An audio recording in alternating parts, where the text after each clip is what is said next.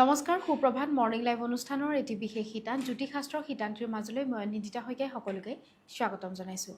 প্ৰতিদিনৰ দৰে আজিও আমাৰ সৈতে উপস্থিত আছে জ্যোতিষশাস্ত্ৰবিদ কিৰয়ং ডাঙৰীয়া। তেওঁ জনাব আজিৰ দিনটোৰ ৰাশিফল আৰু লগতে জনাব কি ৰং পৰিধানে আজি আপোনাৰ দিনটো শুভ কৰি তুলিব। দাদা আপোনাক স্বাগতম জনাইছোঁ আমাৰ অনুষ্ঠানৰ মাজলৈ। ধন্যবাদ, নমস্কাৰ। আজিও আমাৰ অনুষ্ঠানৰ আৰম্ভণি গ্ৰহগতি আৰু যাত্ৰা সন্দৰ্ভতে কৰিব বিচাৰিছোঁ। আজি চন্দ্ৰ আৰু লগ্ন ধনু ৰাশিত বহি আছে।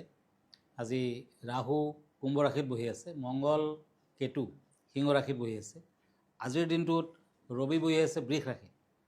আজি বুধ আৰু বৃহস্পতি মিথুন ৰাশিত বহি আছে। দিনটোত শুক্ৰ মেষ ৰাশিত বহি আছে, শনি মীন ৰাশিত বহি আছে। আজি তিথি পূৰ্ণিমা দিনৰ 12:20 তাৰ পাছত কৃষ্ণা প্ৰতিপদ তিথি, খাদ্য যুগ, বৃশ্চিক ৰাশি, বিপ্ৰবৰ্ণ। আজি জ্যেষ্ঠা নক্ষত্ৰ, দেৱাৰীগণ। আজিৰ দিনটোত যাত্ৰা শুভ, অৱশ্যে উত্তৰ দিশত নাই। শুভ কৰ্মত মধ্যম ফলদায়ক হ'ব। দিনটোত মাছ মাংস কণী তেল আদি খোৱা নিষেধ, প্ৰায়শ্চিত্ত কৰা নিষেধ। এতিয়া আহিছোঁ দিনটোৰ ৰাশিফললৈ। প্ৰথমতে মেষ ৰাশিৰ ফলাফল। Sorts and once. এই দুখন কাৰ্ড মতে আজি কন্যা সন্তানৰ বিয়া বাৰুৰ সংযোগ। কৰ্মস্থানত কিছু অসুবিধা থাকিব পাৰে। ব্যৱসায় বাণিজ্যত উন্নতি আৰু বৃদ্ধিৰ যুগ। আৰ্থিক দিশত শুভ ফল, প্ৰেমত শুভ ফল। আজিৰ দিনটোত মেষ ৰাশিৰ জাতক জাতিকাসকলে দান ধ্যান কৰক। য়েলো কালাৰ বেছিকৈ ইউজ কৰক, পিংক কালাৰ আনলাকি। এতিয়া আহিছোঁ বৃষ ৰাশিলৈ তৰাছ। চৰ্টছ এণ্ড শ্বৰ্টছ। এই দুখন টেৰট কাৰ্ড মতে আজিৰ দিনটোত বৃষ ৰাশিৰ জাতক জাতিকাসকলৰ ঘৰুৱা দিশত মধ্যম ফল। অৱশ্যে ভ্ৰমণৰ যুগ দেখা যায়। বিভিন্ন দিশত ভ্ৰমণ কৰিব পাৰিব। শৰীৰৰ প্ৰতি লক্ষ্য ৰখা উচিত হ'ব, কাৰণ শাৰীৰিক কিছু অশুভ কাৰক। আজি বিদ্যাত শুভ ফল, তাৰমানে ষ্টুডেণ্টসকলে ভাল ফল পাব। ব্যৱসায় বাণিজ্যত অৱশ্যে বাধা থাকিব। ব্যৱসায়ত আপুনি আজিৰ দিনটোত যিমানে ট্ৰাই নকৰে কিয় বাধা বিঘিনি লাগিয়ে থাকিব। আজি পাৰিলে দুখীয়া লোকক, বিশেষকৈ অন্ধজনক ৰঙা বৰণৰ মিঠাই খাবলৈ দিয়ক, ভাল ফল দিব।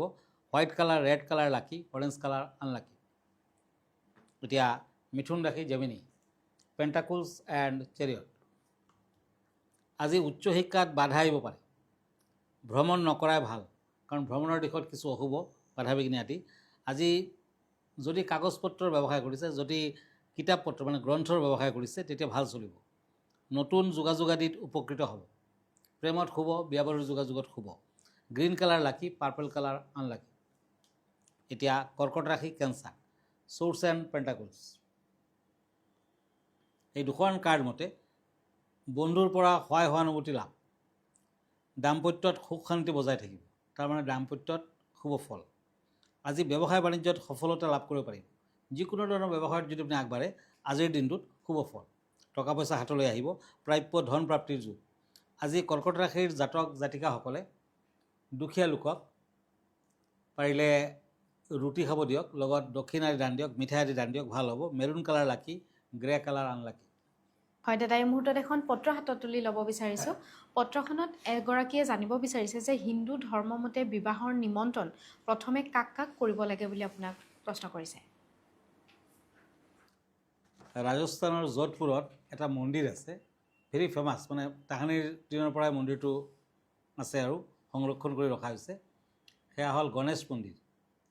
আৰু গোটেই ৰাজস্থানবাসীয়ে যেতিয়া ঘৰখনৰ বিয়া বাৰু ঠিক হয়, পুত্ৰ নতুবা কন্যাৰ, তেতিয়া প্ৰথম পত্ৰখন কিন্তু গণেশক দিয়ে। সেই গণেশ মন্দিৰক দিয়া হয়, পুৰোহিতজনক নিমন্ত্ৰণ জনোৱা হয়।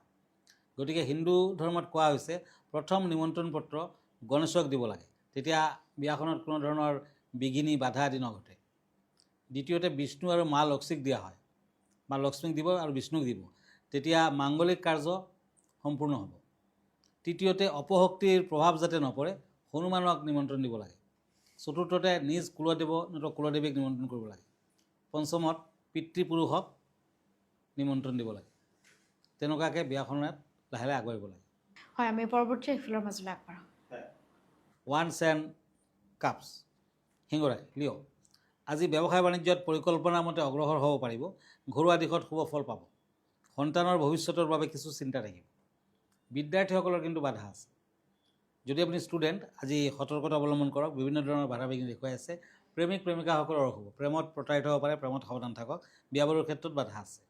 আজি সিংহ ৰাশিৰ জাতক জাতিকাসকলে পাৰিলে অকণমান গুড় ৰঙা বৰ্ণৰ গাই গৰুক খাবলৈ দিয়ক, ভাল ফল পাব। চিলভাৰ কালাৰ লাকি, ব্লু কালাৰ আনলাকি।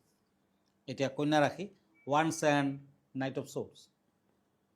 আজি নিবনুৱাসকলৰ দিনটো ভাল বেয়াৰ মাজেৰে পাৰ হ'ব। বিদ্যাত অধিক মনোযোগ দিয়াৰ প্ৰয়োজন হ'ব। বিয়া বাৰুৰ যোগাযোগত কিছু বাধা আছে, গতিকে বিবাহ পাৰ্টিৰ আজি সাৱধান থকা উচিত হ'ব।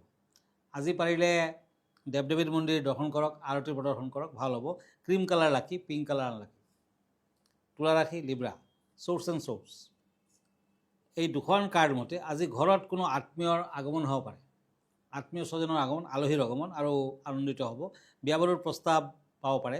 আজি ব্যৱসায় বাণিজ্যত লোকচান হোৱাৰ সম্ভাৱনা, তাৰমানে ব্যৱসায়ীসকলৰ আজি ভাল নহয়।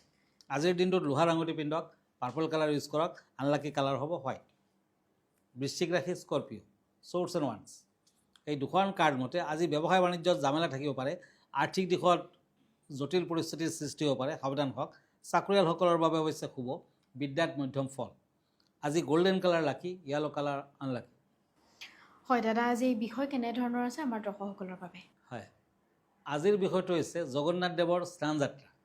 কাৰণ অহা 27 তাৰিখ মানে ৰথযাত্ৰা আছে, তাৰ এসপ্তাহ পাছত আকৌ ৰথযাত্ৰা উলটা ৰথ বুলি কোৱা হয়।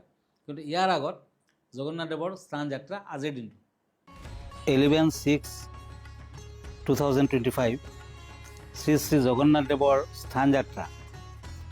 জেঠ মাহৰ পূৰ্ণিমা তিথিত এই উৎসৱ পালন কৰা হয়। পুৰীত স্থান যাত্ৰা উপলক্ষে জগন্নাথ, বলভদ্ৰ, সুভদ্ৰা, সুদৰ্শন চক্ৰ আৰু মদন মোহন বিগ্ৰহক জগন্নাথ মন্দিৰৰ পৰা স্নানবেদীলৈ লৈ অহা হয়। ইয়াৰ পাছত মহাপ্ৰভুক 108 ঘণ্টা পানীত স্নান কৰায়। কথিত আছে যে শ্ৰী জগদীশ্বৰৰ আজ্ঞানুসাৰে জ্বৰৰ বাবে 15 দিন মন্দিৰৰ দ্বাৰ বন্ধ থাকে। ৰাজবৈদ্যই গোপনে তেওঁৰ চিকিৎসা কৰে। এই বিশেষ দিনটোত নতুন বস্ত্ৰ পিন্ধি পবিত্ৰ নদীত স্নান কৰি জগন্নাথ, বলৰাম আৰু সুভদ্ৰাক গংগাজল, কেঁচা গাখীৰ, আতৰ, চন্দন আৰু কৰ্পূৰ মিহলাই স্নান কৰায়। 108টা তুলসী পাত জগন্নাথ দেৱৰ চৰণত অৰ্পণ কৰিব লাগে। 3জনৰ ফটো বা মূৰ্তিৰ সন্মুখত গোলাপ ফুল আৰু 5বিধ ফল উৎসৰ্গা কৰিব। আজি এজন হ'লেও ব্ৰাহ্মণক ভোজন কৰাব। ভক্তিমনে এই কামখিনি কৰিলে গোটেই বছৰ পৰিয়ালত সুখ শান্তি বিৰাজ কৰিব। এইদিনা তেওঁলোকৰ স্নান কৰালে সকলো পাপৰ পৰা মুক্তি পায়। ভিডিঅ'টিৰ যোগেদি খুব সুন্দৰকৈ তেওঁ ব্যক্ত কৰিলে জগন্নাথৰ স্নান যাত্ৰাৰ বিষয়ে বা কি কি নীতি নিয়ম এই স্নান যাত্ৰাত মাজেৰে কৰা হয়। দাদা, আমি পৰৱৰ্তী একফালৰ মাজলৈ আগবাঢ়োঁ। এতিয়া ওৱান্স এণ্ড পেজ অফ শ্ব'ৰ্টছ, ধনুৰাশি, ছেজিটেৰিয়াছ। আজি সংৰাগ জেদ ভাৱ ত্যাগ কৰক। আজি গুৰুস্থানীয় ব্যক্তিৰ শাৰীৰিক বৰ এটা ভাল ফল দেখা নাযায়। ঘৰখনৰ গুৰুজন, পিতৃ মাতৃ সম্পৰ্কীয় ব্যক্তিৰ কিন্তু শাৰীৰিক অশুভ। বিদ্যাৰ্থীসকলৰ ভাল ফল, উন্নতি আদি দেখুৱাই আছে। ব্যৱসায় বাণিজ্যত শুভ ফল পাব। যিসকল ব্যৱসায়ী তেওঁলোকে ভাল ফল কৰিব পাৰিব। আজিৰ দিনটোত পাৰিলে অকণমান ফিটকাৰী পানীৰে ঘৰ মুচিব, পজিটিভ এনাৰ্জি বৃদ্ধি পাব। গ্ৰে কালাৰ লাকি, মেৰুণ কালাৰ আনলাকি। এতিয়া আহক মকৰ ৰাশিলৈ, কেপ্ৰিকৰ্ণ, শ্ব'ৰ্টছ এণ্ড পেণ্টাকলছ। এই দুখন কাৰ্ড মতে চাকৰিয়ালসকলে অলপ সাৱধানতা অৱলম্বন কৰক। দূৰ ভ্ৰমণ নকৰিব। বিদ্যাত শুভ ফল পাব। আৰ্থিক লেনদেনৰ ক্ষেত্ৰত সতৰ্কতা অৱলম্বন কৰক। আজি যদি টকা পইচা ধাৰ দেনা কৰে অলপ সতৰ্ক হওক। প্ৰেমত বুজাবুজি থাকিব। বিয়া বাৰুৰ ক্ষেত্ৰত শুভ। আজি অৰেঞ্জ কালাৰ লাকি, চিলভাৰ কালাৰ আনলাকি। কুম্ভ ৰাশি, একুৰিয়াছ, শ্ব'ৰ্টছ এণ্ড টেম্পাৰেন্স। এই দুখন কাৰ্ড মতে আজি ভ্ৰমণৰ যোগাযোগত শুভ ফল দেখা যায়। সংৰাগ নিয়ন্ত্ৰণ কৰক, নতুবা শুভ ফল দিব। ভ্ৰমণৰ সম্ভাৱনা, ভ্ৰমণ কৰিব পাৰে। বিদ্যাৰ্থীসকলৰ বাধা আছে। দাম্পত্যত অৱশ্যে শুভ ফল, প্ৰেমত শুভ ফল। আজি মাংগলিক কৰ্ম কৰিব পাৰে। আজিৰ দিনটোত pink colour lucky, green colour unlucky. Pentacles and ace of swords, মীন ৰাশিসকলৰ বাবে। আজি মীন ৰাশিৰ জাতক জাতিকাসকলে নতুন কাম হাতত ল'ব পাৰে, শুভ ফল দিব। ব্যৱসায় বাণিজ্যত ভাল ফল পাব। নতুন কৰ্মলাভৰ যুগ। ঘৰত আলহীৰ আগমন। প্ৰেমত বাধাসমূহ আজি দূৰ হ'ব। গতিকে আজিৰ দিনটোত মোটামুটি ভাল। ব্লু কালাৰ লাকি, গল্ডেন কালাৰ আনলাকি। হয় দাদা, ধন্যবাদ জ্ঞাপন কৰিছোঁ। যিহেতু আমি অনুষ্ঠানটি শেষ কৰিব লাগিব, অনুষ্ঠানটি শেষ কৰাৰ পূৰ্বে দৰ্শকসকলক আপোনাৰ ঠিকনাটো এবাৰ জনাই দিব।